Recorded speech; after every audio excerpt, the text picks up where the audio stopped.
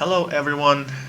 Most of you don't know this about me, but in real life I actually also co-host a podcast. And it's a podcast about science fiction, a very normal, nerdy kind of podcast where a bunch of guys read a science fiction novel and then discuss it on a weekly basis. I've been doing this for 5 years now, and I had a number of times where I thought that maybe I want to experiment somehow with a format, maybe try something new, or maybe just read on top of what we have been reading in the podcast. And this is where YouTube comes along. I will try and do book reviews here. Hopefully they're not going to be too boring or too long. And since science fiction and fantasy are my favorite genres, this is the kind of books that I'm going to be discussing on this channel. I might throw in a couple of different formats or genres as well, maybe some detective stories, maybe some movies or comics. Well, we'll have to try and see. I don't know how this is going to play out. Alright, so let's get to it. And today I am going to be discussing Cradle, a very famous book by a very famous author, Vonnegut. For those of you who have not read it yet, but it's on their list, I encourage you to pause this video now and go and read it, because this review is not going to be spoiler-free. Actually, on the contrary, it's going to be very spoiler-full. And hopefully you still come back. So, let's talk about what the book is about. And according to Wikipedia, it's a satirical postmodern novel with science fiction elements. So this is the fourth book of Vonnegut. It was published in 1963, and it's very along the lines of what Vonnegut does in terms of his literature. It criticizes a little bit of everything. It most certainly criticizes science and arm race and, in general, countries being at war. And it's filled with morbid humor, satire, and it's filled with bitterness. And for all of the readers who know Vonnegut's work, they know that this particular author he uses a lot of dark humor, and he's very bitter. A detail that's worth mentioning is that Cradle was nominated for Hugo Award in 1964 for the best novel. And this is actually how this book ended up on the list of my podcast, because we focus on the books that received or were nominated to Hugo or Nebula. So, and from now on, full of spoilers, I will start with a short summary of the book. And it might be too long, but bear with me.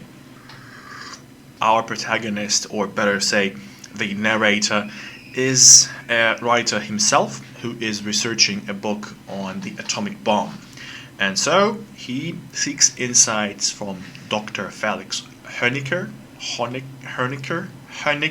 who is a key figure involved into the creation of the atomic bomb. And on top of that, and this is the main detail of the story, on top of that, Dr. Felix Hoenikker created Ice-9, a substance that can instantly freeze water. And since Dr. Hoenikker is already dead, the narrator asks his children for information about their father. And to make long story short, the narrator tracks down the children for like 80% of the story probably, and eventually they end up on a fictional island called San Lorenzo. And secretly, all of the children are taking pieces of Ice-9 with them, or at least at some point during the story, they all had an individual piece. San Lorenzo is very poor. They have pretty much no resources or vegetation. The island exchanged hands a number of times in its history, and it ended up being a free, independent republic. But two adventurers, Johnson and McCabe, at some point became sort of like the rulers of the island. One of them became indeed a tyrant, and the other one became kind of a religious figure. So his name was Johnson, or in the local language, Bokonon. He was sort of this religious figure who invented Bokononism, or Bokononism. Bokononism is a fictionist religion, and we are going to be talking about it today a lot. When the characters are on the island, the events take a very dark turn. So the current ruler is facing death, and he decides to end his life ingesting Ice 9, which makes him instantly freeze. And this act coincides with a national holiday on the island. Oh, better say celebration. And the planes of the National Air Force are flying above the castle of the ruler, and all of the key figures of the island are in that castle. At some point, one of the planes breaks down and crashes into the tower of the castle. The tower also breaks down, and the frozen body of the ruler just sort of like slides into the ocean, which leads to the ocean instantly freezing. And subsequently, the world ocean freezes over, which leads to a world catastrophe.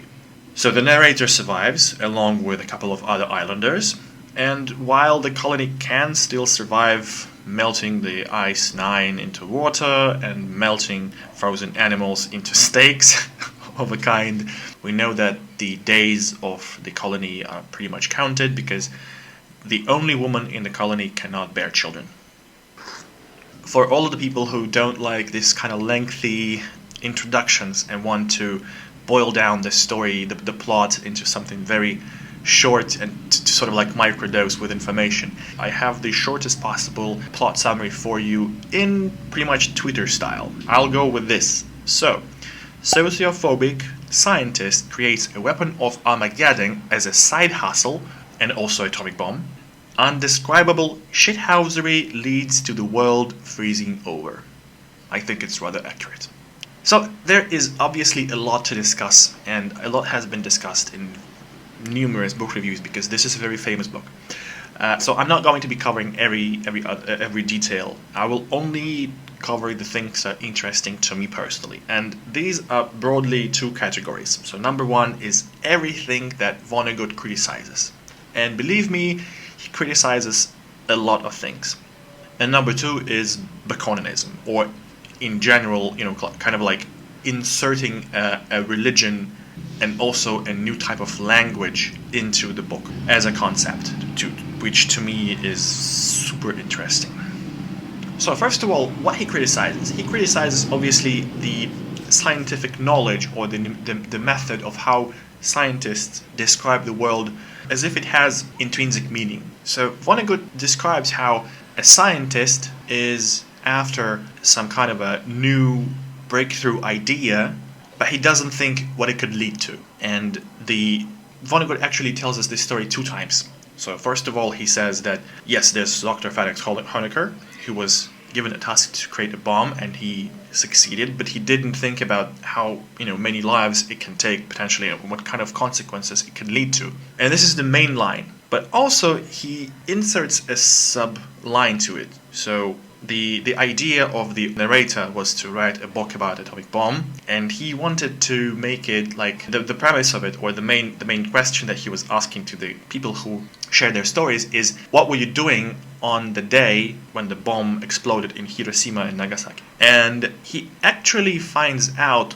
what Dr. Honecker himself was doing that day. First of all, playing with the cat's cradle. And that cat's cradle is just a string that is tied around your fingers, and you can create some kind of a laces with it. And this piece of string, was taken from a manuscript which was on the table of Dr. Honecker. And another author, like a third-party author, sent Honecker his manuscript so that Dr. Honecker could review it or whatever. And this manuscript was about another scientist who created another bomb, in essence. And Honecker did not read this manuscript. It was just literally sitting on his table, describing what horrors could bring, the actions of a scientist who made a bomb or made a weapon, but he didn't read it and created a weapon of mass destruction himself. So clearly, this is the criticism of scientists or scientific knowledge that doesn't understand the consequences of its decisions. And this is a very powerful thing, because we know that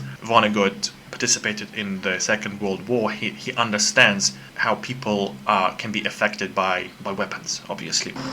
Second, which is kind of a sub-topic of the first one, is again about scientists. Vonnegut describes Honecker as a complete sociophobe. Not only him being as a kind of a Sheldon type, the Big Bang Theory kind of type of scientists, completely detached from the other people, but also like a father. He was certainly not the best father figure in the history of times. And this is kind of the way that we're used to seeing scientists. So they are more involved into their work than into interaction with humans, which again can lead to horrific consequences. If a person is so not integrated into the community, how can he or she be making a thing, any kind of thing, not only a bomb, but any kind of thing that may impact everybody? And this is the big criticism of the detached sociophobic scientist who is working on an interesting challenge or task that is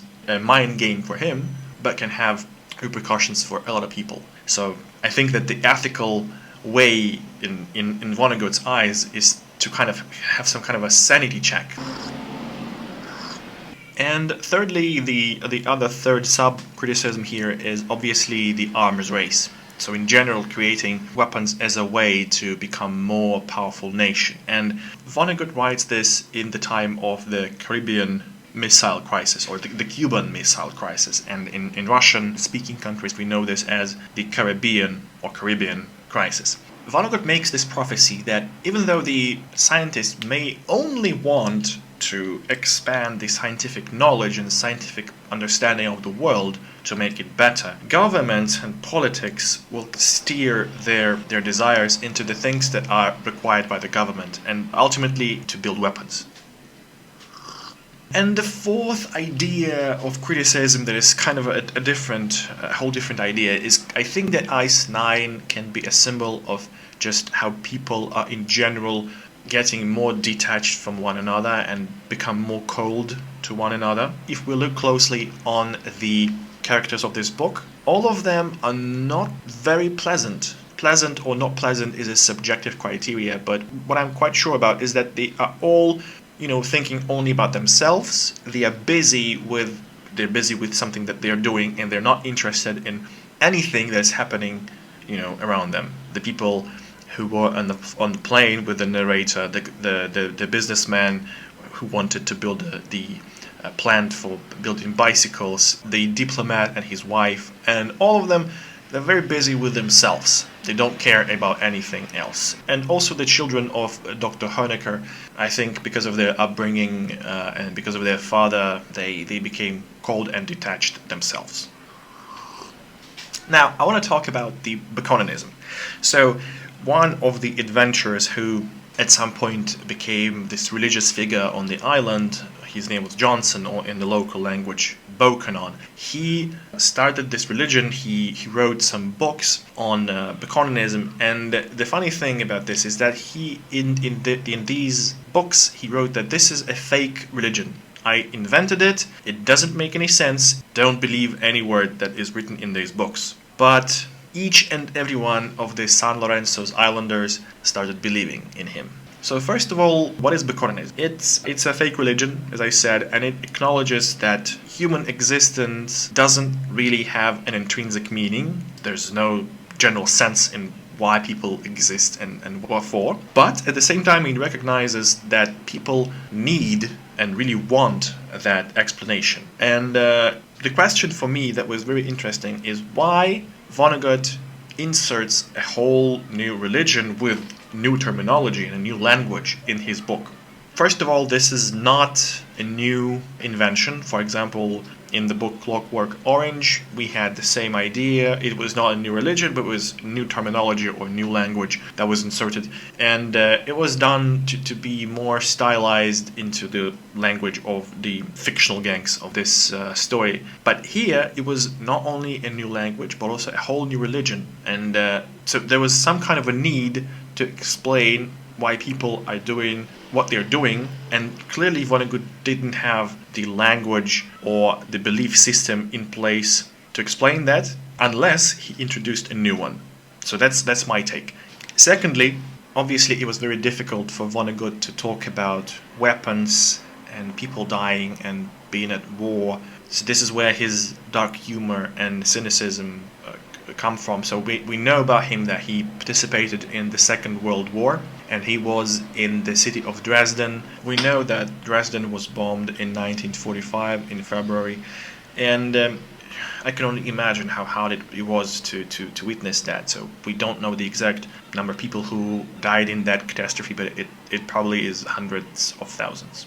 So clearly, war is a difficult topic for Vonnegut, and I believe that this new language that he chose was aimed at, he wanted to say the things that he could not formulate himself. It was too difficult for him to say directly what he thought of this. And so he kind of covered the sense of what he was saying under new language. So for example, he doesn't directly mention any kind of bombings in his book, but we think that we understand that Ice 9 is a metaphor for a nuclear weapon.